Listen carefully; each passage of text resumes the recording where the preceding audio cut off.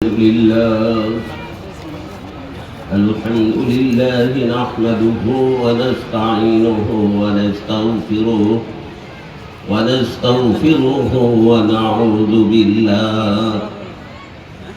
ونعوذ بالله من شرور أنفسنا ومن سيئات أعمالنا. من يهد الله فلا مضل له ومن يضلله فلا هادي له. ونشهد أن لا إله إلا الله وحده لا شريك له. ونشهد أن سيدنا وسندنا وحبيبنا وطبيب قلوبنا ومولانا محمدا عبده ورسوله.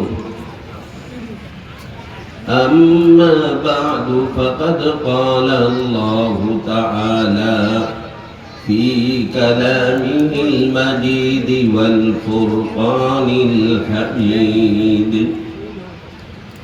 أعوذ بالله من الشيطان الرجيم. بسم الله الرحمن الرحيم. وجعلنا للمتقين إماما. وقال النبي صلى الله عليه وسلم: الإمام ضامن والمؤذن مؤتمن. اللهم أرشد الأئمة واغفر للمؤذنين. أو كما قال النبي صلى الله عليه وسلم. اللهم صل على سيدنا ونبينا وشفيعنا وحبيبنا ومولانا محمد صلى الله عليه وعلى آله وأصحابه وبارك وسلم. الحمد لله। জাতীয় ইমাম সমাজ ফতুল্লা থানা কর্তৃক আয়োজিত অধ্যকার এই ইসলামী মহাসম্মেলনের সম্মানিত সভাপতি, সুদক্ষ সভাপতি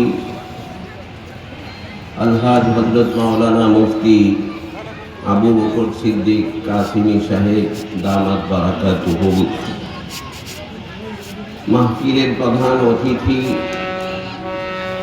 মাওলানা আব্দুল আউয়াল সাহেব দামাত বারাকাতুহুম গুরুত্বপূর্ণ নসিহত পেশ করবেন, যার অপেক্ষায় আপনারা অপেক্ষমান। সারা বাংলাদেশের অত্যন্ত সুপরিচিত বক্তা খতিবুল উম্মাহ হযরত মাওলানা হাফিজুর রহমান সিদ্দিক কুয়াকাটা, আরো অন্যান্য হযরত উলামায়ে কেরাম। আজকে আমাদের যিনি এই মাহফিলের বিরাট আকর্ষণ, মাহফিলের যার অপেক্ষায় অপেক্ষমান এবং অনেক লোক সমাগত হবে, তিনি অল্প সময়ের মধ্যেই তিনি কাছাকাছি অবস্থান করছেন। তিনি মঞ্চে চলে আসবেন। সহি সালামতে আসার তৌফিক দান করেন, সকলে বলি আমিন। এটা ইসলামী মহাসম্মেলন, ওয়াজের ময়দান। বক্তারা ওয়াজ করবেন। একাধিক বক্তা, বিশেষ করে মাওলানা আব্দুল আউয়াল সাহেব, তিনিও গুরুত্বপূর্ণ আলোচনা পেশ করে থাকেন, আমলি ওয়াজ করেন। তিনিও বয়ান পেশ করবেন। আল্লাহ তাআলা ওনাকেও সহি সালামতে আসার তৌফিক দান করেন। জাতীয় ইমাম সমাজ বাংলাদেশ ফতুল্লা থানা শাখা, যেহেতু ইমামদের এই আয়োজন আজকে, আমি পিছনের এই জাতীয় ইমাম সমাজের মাহফিলগুলোতে ইমামরা যে আমাদের দেশে অবহেলিত, ইমামরা বঞ্চিত, ইমামরা যতটুকু সম্মান পাওয়ার দরকার অধিকাংশ মসজিদে পায় না। ইমামদের যতটুকু প্রাপ্য তারা সেটা পাচ্ছে না। একজন ইমাম তার সাথে কমিটি কিভাবে কথা বলতে হবে ৯০টা মসজিদের কমিটি সেটাও জানে না। মসজিদের একজন ইমাম যে মহান দায়িত্ব পালন করতেছেন, এটা কত বড় দায়িত্ব, কত মহান দায়িত্ব, কতগুলো মানুষের নামাজের জিম্মাদারি পালন করতেছে, তাকে কতটা সতর্ক থাকতে হয়, নামাজটা কি দায়িত্ব নিয়ে তাকে পড়াতে হয়। আর মনে চাইলেই তো ইমামতি করা যায় না।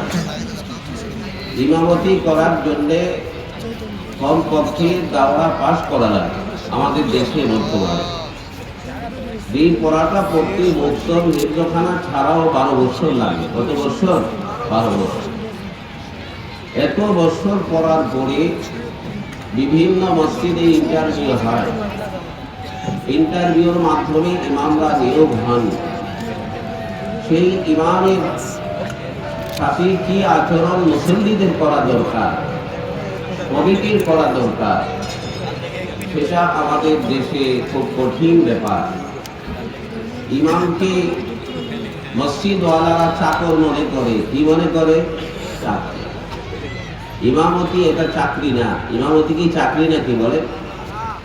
এটা হলো খিদমত।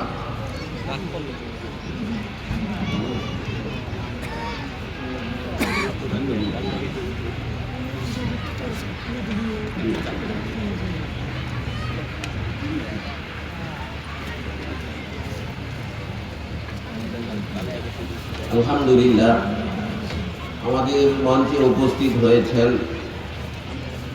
আমাদের শুধু নারায়ণগঞ্জ না, সারা দুনিয়া জাতি চিরে, সারা দেশ জাতি চিরে আমাদের এনায়েতনগরের একজন কৃতি সন্তান। সকলেই আমরা তার নাম জানি, হয়তো অনেকে দেখি নেই। নারায়ণগঞ্জ 4 আসনের সম্মানিত সংসদ সদস্য জনাব আলহাজ মোহাম্মদ আলী সাহেব, তিনি আমাদের মঞ্চে উপস্থিত হয়েছেন। সকলেই বলি আলহামদুলিল্লাহ, তিনি আমাদের মঞ্চে উপস্থিত হয়েছেন। আল্লাহ তাআলা ওনাকে নেক হায়াত দান করুন। সকলেই বলি আমিন। দিনের নেক মাকসাদকে আল্লাহ তাআলা পূরণ করুন। আমিন।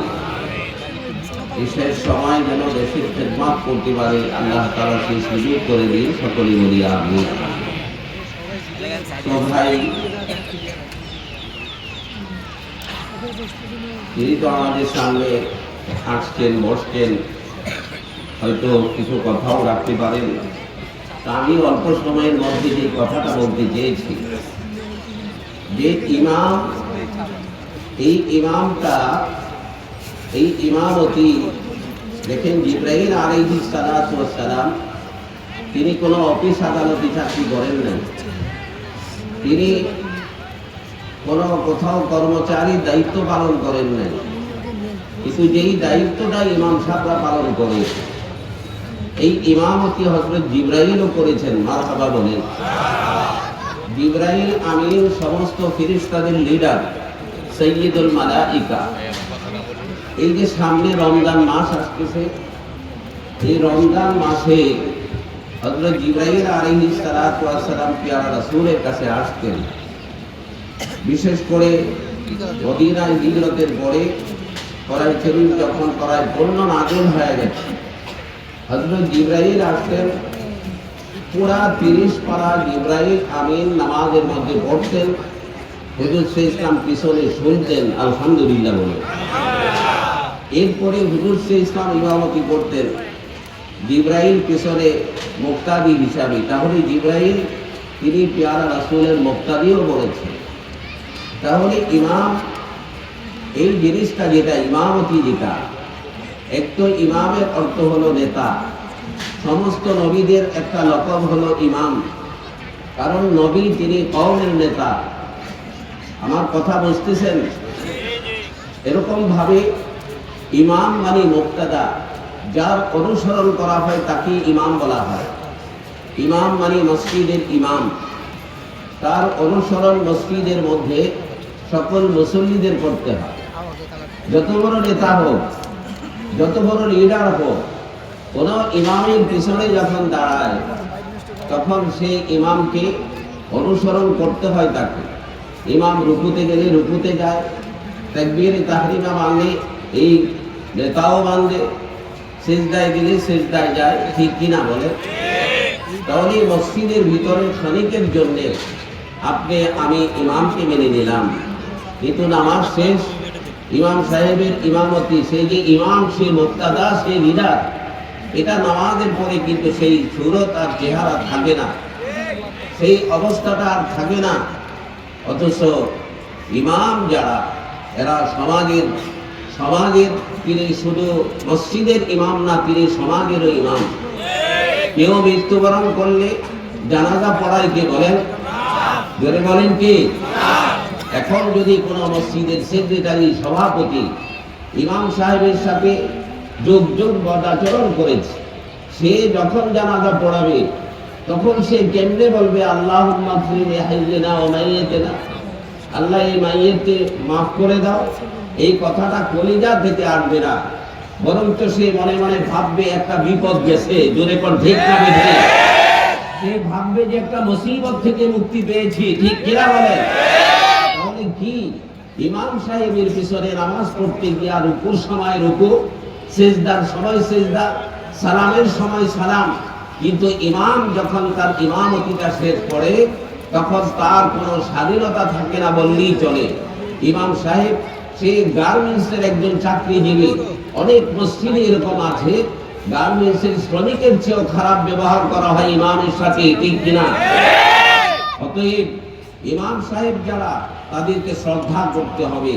তারা উলামায়ে কেরাম, তারা ওয়ারাসাতুল আম্বিয়া, তাদের আদর্শে আদর্শবান সমাজের লোকজন হয়। জানাজায় ইমাম লাগে, তার মৃত বাবা মার জন্য ইমাম লাগে, ব্যবসার দোয়ার জন্য ইমাম লাগে, সুপরামর্শের জন্য ইমাম লাগে, নিজের সন্তানটাকে কোথায় দিবে, স্কুলে দিবে না মাদ্রাসায় দিবে, এই পরামর্শের জন্য ইমাম লাগে। অথচ সেই ইমামের সাথে বদ আচরণ, সেই ইমামকে অবহেলা করা, সেই ইমামকে তুচ্ছ তাচ্ছিল্য করা, এটা যে কত বড় অন্যায়, কত বড় মারাত্মক। অতএব ভাইরা আমার, আমরা সকলেই ইমামদেরকে সম্মান করব, সকলেই বলি ইনশাআল্লাহ। আমরা ইমামদেরকে কি করব? সম্মান করব। এই ইমামতির মহান দায়িত্ব পেয়ারা রাসূল পালন করেছেন মসজিদে নববীতে। হুজুর সাল্লাল্লাহু আলাইহি ইসলামের পরে ইমামতি করেছেন হযরত আবু বকর সিদ্দিক, করছেন কিনা বলেন? তারপরে ইমামতি করেছেন কে? হযরত ওমর ফারুক রাদিয়াল্লাহু তাআলা আনহু। ইমামতি করেছেন হযরত উসমান গনি রাদিয়াল্লাহু তাআলা আনহু। ইমামতি করেছেন হযরত আলী রাদিয়াল্লাহু তাআলা আনহু। সাহাবায়ে কেরামের মধ্যে বিশাল গ্রুপ, তারা ইমামতি করেছেন। অতএব ইমামতির পেশা, এটা পৃথিবীর শ্রেষ্ঠ পেশা। ইমামতি হচ্ছে পৃথিবীর শ্রেষ্ঠ আমল। ধরে বলেন ঠিক না বেঠিক? একজন ইমাম যখন মসজিদে সে নামাজ পড়ান, তিনি বলেন আনা ইমামুল লিমান হাদারা ওয়া মান ইয়াহদুর, যারা আমার পিছনে আছে, যারা আসবে, তাদের দায়িত্ব আমি নিলাম। এই দায়িত্বভার ইমামের কাঁধে ফেলা হয় নামাজের ব্যাপারে। অথচ ইমামদের এই তুচ্ছ তাচ্ছিল্য করে আর কোনো ব্যাপারে ইমামদের সাথে আর কোনো সম্পর্ক নাই। এটা সাংঘাতিক অন্যায়, সাংঘাতিক। অনেক মসজিদের মধ্যে ইমাম সাহেব তাকে রাখা হলো খুব সম্মান সহকারে, রাখা হলো ইন্টারভিউ নিয়ে। এই 30-40 জন ইমাম আজকে এর মধ্যে একবারে অনেক কঠিনভাবে ইন্টারভিউর পর তার ইমামতি হয়েছে। সে তো ভেসে আসে নাই, সে তো এখানে নিয়োগ হয়েছে সম্মানিত ওলামায়ে কেরামের হাত ধরে। যদি বলেন ঠিক না বেঠিক? ওলামায়ে কেরাম তাকে সিলেক্ট করেছেন। শ্রেষ্ঠ মানুষ যারা নবীর ওয়ারিস, তারা তাকে হাত ধরে কমিটির হাতে বুঝিয়ে দিলেন যে নেন, আপনাদেরকে ইমাম দেওয়া হলো। রাখার সময় এত বাজানো হয়, রাখার সময় এত ইন্টারভিউ হয়, রাখার সময় তাকে কত যাচ পড়তাল করা হয়, কিন্তু সামান্য কারণে এবং যেগুলো শরীয়তের দৃষ্টিতে কোনো কারণেই না, তাকে মসজিদ থেকে অব্যাহতি দিতে কোন আলেমের পরামর্শ নিলেন আপনারা? কোন হুজুরদেরকে জিজ্ঞেস করলেন আপনারা? তার সমস্যা যেটা, সেটা উলামায়ে কেরামের সামনে পেশ করা দরকার ছিল যে এই কারণে একজন ইমামকে মসজিদ থেকে বাদ দেওয়া যায় কিনা। এরকম ভাবে যত মসজিদে ইমামদেরকে জুলুম করে অন্যায় ভাবে মসজিদ থেকে অব্যাহতি দেওয়া হয়েছে, এই কমিটির একটাও জান্নাতে যেতে পারবে না ইমাম যদি ক্ষমা না করে। ইমাম যদি ওই কমিটিকে ক্ষমা না করে, সে বলবে আল্লাহ আমি মাজলুম, আমার উপর জুলুম করেছে। একজন ইমাম, তার সাথে ভালো আচরণ তো দূরের কথা, এই প্রত্যেকটা মন্দ আচরণ রেকর্ড হচ্ছে, আল্লাহ পাকের দরবারে কঠিন হিসাব দিতে হবে। কারণ নবীজি বলেছেন উলামায়ে কেরাম এরা হলো ওয়ারাসাতুল আম্বিয়া, যারা নবীর ওয়ারিসদের সাথে এরকম ফাইজলামি করতে পারে, বেয়াদবি করতে পারে, এই গ্রুপটাই নবীরা থাকলে তাদের সাথে বেয়াদবি করত, তারা তাদের সাথে বেয়াদবি করত। দিন, একজন মুসলমান তার কাছে দিনকে প্রাধান্য দিতে হবে। উলামায়ে কেরামের মাধ্যমে আমরা দিন পেয়েছি, জোরে কোন ঠিক কিনা? অনেকে মাদ্রাসায় পড়ে, মাদ্রাসায় ভর্তি হলো কিভাবে? ইমামদের পরামর্শ। ইমাম সাহেবরা বলে, আমি গত এক সপ্তাহ আগেও বলেছি আপনার ছেলে কয়জন? 3জন, 2জন স্কুলে পড়তেছে, আরেকটা বয়স হলো 3-4 বছর, আমাদের এই আপনার গুলশান রোডেই থাকে। আমি তার মাথায় হাত দিয়ে বললাম, আপনার ছোট ছেলেটা মাদ্রাসায় দিবেন কিনা বলেন? তখন সে বলল যে ইনশাআল্লাহ হুজুর দেব। হুজুররা তো এইভাবে মাদ্রাসা পড়ায়া মাদ্রাসার দিকে টানতেছে, যাতে আপনার সন্তান কোরআনে হাফেজ হয়, আপনার সন্তান আলেম হয়, আপনার সন্তান দিনদার হয়, আপনার সন্তান একজন হাফেজে কোরআন যদি কোনো ইমামের বরকতে হয়ে থাকে, ইমামের পরামর্শ হয়ে থাকে, তাহলে ইমামের বরকতে আপনার খানদানের 10 জন জান্নাতে যাওয়ার একটা সুব্যবস্থা হয়ে গেল, আলহামদুলিল্লাহ। এই জন্য ভাইরা আমার, হযরত উলামায়ে কেরাম, বিশেষ করে মসজিদের ইমামগণ, ওনারা মসজিদের মধ্যে প্রতি জুমায় এক একটা জেলার মধ্যে পড়ার সময়টা একরকমই থাকে, 12:30 অথবা 40 থেকে যে লাগাতার বয়ানটা হচ্ছে প্রত্যেকটা মসজিদে, মসজিদ থেকে ইমাম সাহেবদের কাছ থেকে মূল্যবান নসিহত আমরা শুনতে পাই। কি বলেন, পাই না? অনেক জায়গায় বেদাত ছিল, ইমামদের বরকতে বেদাত উৎখাত হয়েছে। অনেক জায়গায় কুফরি ছিল, মাদার পূজারি, মাদারে সেজদাকারী, পীরের পায়ে সেজদা, এগুলো যে অন্যায় শিরক, এগুলো আমরা মসজিদের খুতবা থেকে এই সমস্ত আলোচনা আমরা শুনতে পেরেছি। আমাদের অনেকের মাথায় টুপি মসজিদের আলোচনা থেকে, অনেকে সুদ ছেড়েছি মসজিদের আলোচনা থেকে, অনেকে ভুল ছেড়েছি মসজিদের আলোচনা থেকে, অনেকে নিজেদেরকে বুঝিয়েছি, নামাজি হয়েছে মসজিদের আলোচনা থেকে, যেতাম জুমা পড়তে, হুজুরের আলোচনা শুনতে শুনতে 5 ওয়াক্তের মুসল্লি হয়েছি। একজন ইমামের অবদান কোনোভাবেই কম না, একজন ইমাম সাহেবের অবদান কোনোভাবেই সমাজের সুশৃঙ্খলার জন্য মোটেই কম না। ইমাম সাহেবরা মাদকের বিরুদ্ধে মসজিদে কথা বলে, আপনি হয়তো রাস্তার ওয়ালে লিখতে পারবেন মাদক মুক্ত সমাজ চাই, কিন্তু যারা লেখে তাদের সন্তানরাই মদ খায়, জোরে কোন ঠিক না? যারা এই কমিটি করে যে নির্মূল করা হবে, এলাকার মধ্যে কোনো মদ থাকবে না, মাদক আসক্ত থাকবে না, হিরোইন থাকবে না, তাদের নিজেদেরই তো চরিত্র নাই, জোরে কোন ঠিক না? বেশি এই জন্য বলে ইমাম দিয়ে বলাতে হবে ইমাম সাহেবের কথায়। কারণ কোন ইমাম কি কোন এরকম কিছু খায় নাকি? গাঞ্জা খায় কোন ইমাম? কোন ইমাম মদ খায়? কোন ইমাম হিরোইন খায়? তাহলে যে খায় না তার কথাই কান হবে, জোরে বলেন ঠিক না? বেশি আপনি খাবেন অথবা আপনার সন্তান খায়, আর আপনি এটাকে বন্ধ করতে চাইলে এটা তো হবে না। ইমাম সাহেবরা পর্দার কথা বলে, ইমাম সাহেবরা ইফতিজিং এর বিরুদ্ধে বলে, এমনকি অনেক সময় সরকার প্রশাসনের পক্ষ থেকে ইমাম সাহেবদের কাছে চিঠি আসে যে এলাকায় মাদকের বিরুদ্ধে আপনারা একটু আলোচনা করেন। সরকারও বুঝে যে ইমাম সাহেবরা যদি চায় তাহলে তারা সুন্দর সমাজকে উপহার দিতে পারে, জোরে কোন ঠিক করে। ইমাম সাহেবরা যদি চায় তাহলে তাদের কাছ থেকে তাদের আলোচনার মাধ্যমে সমাধি ঝগড়া বিবাদ এগুলো বন্ধ হতে পারে। আলহামদুলিল্লাহ অনেক জায়গায়, আমি বিক্রমপুরের একটা জায়গায় দেখেছি যে বিবাহ শাদী উপলক্ষে গান বাদ্য হয় না, আতশবাজি হয়। একটা বিবাহের মধ্যে এই যে এক জাতীয় বর্তমান পটকা আছে, সেটা উপরের দিকে উঠে ম্যাজিকের মতো অনেক বাতির মতো ছড়াইতে থাকে, আছে না? এটা বলেন এইটার মধ্যে কি লাভ আছে? বলেন এইটার মধ্যে কি উপকার আছে? এক একটা পটকার দাম কত, এক একটা আতশবাজির দাম কত, এগুলো সব অপচয় হচ্ছে। যারা করতেছে সব শয়তানের ভাই। জোরে তো ঠিক করেছে। এটা আমি বলি না, ইন্নাল মুবাজ্জিরিনা কানু ইখওয়ানা শায়াতিন। এটা তো বুঝাতে হবে যে ভাই এর মধ্যে তুমি কি আনন্দ দেখলা? কেন এই আতশবাজি করা হয়?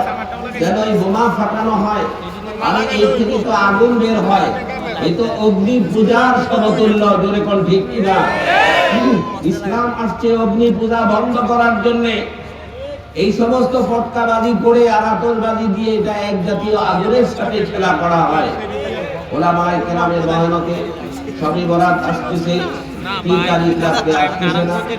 আমরা ছোটবেলা অনেক দেখেছি সবে বরাতে মরিচাবাতি, এখন তো কমছে আলহামদুলিল্লাহ। মরিচাবাতি এক জাতীয় বাতি, এটা আগুন জ্বালাই দিলে এটা ফের করে সাপের মতো কোন দিকে যায় এটা ওর নিজেও পেটারে। কারো জামা ভিতরে গিয়ে ঢুকে, কারো কাপড়ের মধ্যে আগুন ধরে। এটা যে একটা অন্যায়। মানুষ রাস্তাঘাটে এটা যারা বিপদের মধ্যে পড়ার সম্ভাবনা থাকে, অনেক সময় আগুন জ্বলে যায়, অনেক জায়গায় গ্যাসের মধ্যে আগুন লেগে যেতে পারে। এর বিরুদ্ধে যদি বলে থাকে তাহলে ইমাম সাহেবরা বলে, জোরে বলে ঠিক না বেশি? ইমাম সাহেবরা বলতে বলতে এখন আর এই অপচয়গুলো আগের থেকে অনেক কম।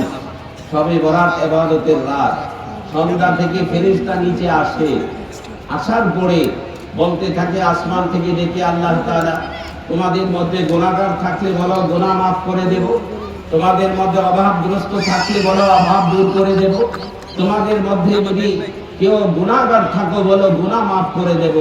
এই ঘোষণা হয়। আর জিবরাইল আলাইহিস সালাতু ওয়াস সালাম আর ফেরেশতারা আসেন জমিনে, এসে যদি দেখে যে আতশবাজি, এই সমস্ত বোমার আতশবাজির কাছে তো কোনো ভালো মানুষ থাকতে পারে না। পারে? ভালো মানুষ যেখানে যাবে না, ফেরেশতাও তো সেখানে যাবে না।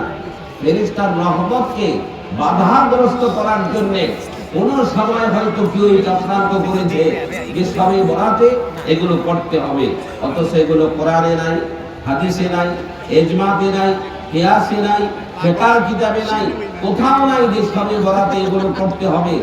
এই জন্য এগুলো নাই, এটা নাই। এই নাই কথাটা আমাদের ভিতরে যদি ফিট করে থাকেন, এগুলো করেছেন মসজিদের ইমাম সাহেবান। জোরে বলে ঠিক না বেশি? এগুলো মসজিদ থেকে হয়েছে, মসজিদ থেকে আলোচনা হয়েছে, ওয়াজ মাহফিল আজকে হয়েছে, আবার সামনের বছর হবে। কিন্তু জুমার বয়ান তো প্রত্যেক জুমাতে হয়, আলহামদুলিল্লাহ বলে। বিজ্ঞ ওলামায়ে কেরাম মনে রাখবেন, মাঠের ওয়াজ 1 ঘন্টার আর জুমার বয়ান হলো 15 মিনিট, তার নোট বেশি। মসজিদে যে কোনো কথা বলা যায় না, মসজিদে যে কোনো ভাবে ওয়াজ করা যায় না। মসজিদে মোতালা করে পড়াশোনা করে কিছু চৌম্বক কথা বলতে হয়। যে কথাগুলো মসজিদ থেকে আমরা পাই, সেই কথা কোনোদিন মাঠে ময়দানে পাওয়া সম্ভব না। এই মসজিদের মধ্যে হক্কানি ওলামায়ে কেরাম মূল্যবান নসিহত আমাদেরকে করতে করতে একটু একটু করে হোমিওপ্যাথিকের মতো একদিনেই যেমন সবকিছু হয়ে যাবে এরকম না। হোমিওপ্যাথি ঔষধ খাইতে খাইতে 1 বছর পরে গিয়া তার ফলাফল পাওয়া যায়। আজকে বছর কি বছর, 20-30 বছর, 40 বছর, 40 বছর আগে যে ইমাম ছিলেন, বর্তমানে ইমামদের মান, তাদের এমনি যোগ্যতা, তাদের লেখাপড়া আগের তুলনায় অনেক বেশি। আগে পড়াশোনা মোটামুটি বলতে পারলেই মসজিদের ইমামতি করা যেত। এখন ওলামায়ে কেরাম বেড়েছে, বাড়ার পিছনে, মাদ্রাসা হওয়ার পিছনে মসজিদের ইমামদের বিশাল অবদান আছে। জোরে বলে ঠিক কিনা? কোন মসজিদের ইমাম বলে না এই কথা আপনার সন্তানকে ডাক্তার বানান। কোন মসজিদের ইমাম এই কথা বলে না আপনার সন্তানকে ইঞ্জিনিয়ার বানান। কোন মসজিদের ইমাম এই কথা বলে না যে আপনার সন্তানকে উকিল বানান। কারণ ইমাম কেমনে বলবে নিজের সন্তান তার সন্তানকে উকিল বানাতে? আমাদের দেশের যত উকিল সাহেব আছে, এরা কি ধর্মের উপরে চলে? জোরে বলেন, জোরে বলেন, চলে? আরে একজন খুনি, তার পক্ষেও তো উকিল খাড়া। এটা কেমন দেশ? এটা কি আইন বলেন? একটা লোক খুন করেছে, হত্যা করেছে, নিশ্চিত সেটা দলিল প্রমাণও আছে, তারপরে উকিল সাহেব এত টাকা লেখাপড়া করে, এত টাকা খরচ করে সে কি শিক্ষিত হলো? হলো যে সে দাঁড়িয়ে বলতেছে, মাননীয় জজ সাহেব, আমাদের যে মুয়াক্কিল তিনি খুন করতে পারে না। কত বড় ডাহা, মিথ্যা কথা। একজন খুনির ব্যাপারে বলে সে খুন করতে পারে না, তাহলে কেন ইমাম বলবে আপনার সন্তানকে উকিল বানান? কেন বলবে এই কথা, আপনার সন্তানকে উকিল বানান? ইমাম সাহেব কি বলবে? আপনার সন্তানকে হাফেজ বানান, ঠিক কিনা? আপনার সন্তানকে হাফেজ বানান, সন্তানকে দ্বীন শিখান, সন্তানকে ইলম শিখান, সন্তানকে দ্বীনদার বানান। আজকে ইমাম সাহেবদের কথায় যারা নিজেদের সন্তানদেরকে কন্ট্রোলে রেখেছে, বাহিরে ছেড়ে দেয় নাই, কন্ট্রোলে রেখেছে। স্কুল পড়ুয়া অনেক সন্তান মাথায় টুপি আসে, কি বলেন আসে না? পড়ছে স্কুলে 5 ওয়াক্ত নামাজ পড়ে, এরকম নাই? পড়ছে স্কুলে 5 ওয়াক্ত নামাজ পড়ে, সালাম কালাম করে, মুরব্বীদেরকে শ্রদ্ধা করে, ইমামদেরকে শ্রদ্ধা করে, এরকম স্কুলের পড়ুয়া পোলাপান আসছে না নাই? কেন আছে? ওই যে ইমাম সাহেবদের সাথে সম্পর্ক, ইমাম সাহেবকে মহব্বত করে, ভালোবাসে, তার আলোচনা শুনতে শুনতে তার ভিতরে ধর্মীয় মূল্যবোধ এসেছে। অতএব ইমামদেরকে তুচ্ছ তাচ্ছিল্য করে আপনি নিজেই তুচ্ছ তাচ্ছিল্যের পাত্র হবেন। ইমাম সাহেবদের সাথে অনেক মসজিদের মধ্যে ইমামদের সাথে বিয়াদবি করার কারণে সমাজের সমস্ত লোকের ঘৃণার পাত্র হয়েছে, এরকম নজির আছে। ইমাম সাহেবদের সাথে খারাপ আচরণের কারণে অনেকে ঘৃণার পাত্রের নজির আছে, দৃষ্টান্ত আছে। অতএব ইমামদেরকে শ্রদ্ধা করতে হবে, তাদের সহযোগিতা করতে হবে। সব ইমামের অর্থনৈতিক অবস্থা একরকম না। অনেক ইমাম সাহেব আছে হয়তো বিপদগ্রস্ত হয়েছে, বাচ্চা অসুস্থ হয়েছে, মা অসুস্থ, এগুলো খোঁজ নিয়ে তাদের সহযোগিতা করা, ইমাম সাহেবদেরকে উৎসাহিত করা। তারা আমাদের এত বড় খেদমত করতেছে, আমরাও তো খেদমত করি। এখন কি হয়ে গেল বলে, বর্তমানে আগে তো মুরগির ডিম পারলে প্রথম যে এটা ইমাম সাহেবকে ভুনা করে খাওয়াতে হবে, গাছের লাউ ধরে পাক করে ইমাম সাহেবকে খাওয়াতে হবে, এরকম একটা জমানা গেছে। কিন্তু বিবাহের মধ্যে ইমাম সাহেবকে একটা লুঙ্গি দিতে হবে। ওই কত বছর যাবত ইমামতি করতেছি, কোনো বিয়ায় তো কোনো কেউ দিল না লুঙ্গি দিল, হুজুররা পাইছে কিনা জানে। পাঞ্জাবের কাপড় দিত ইমাম সাহেবদেরকে, কি ভাই দিত না? আপনারা কম বয়সের যারা, আপনারা বুঝবেন কেমনি, জানবেন কেন। আগে ইমাম সাহেবদের লেখাপড়ার যোগ্যতা কম থাকলেও সামাজিকভাবে তাদের মর্যাদা বেশ ভালোই ছিল, তাদেরকে অনেক সম্মান করত, সম্মানী ব্যক্তিরা ছিলেন, এই জন্য সম্মান করেছে।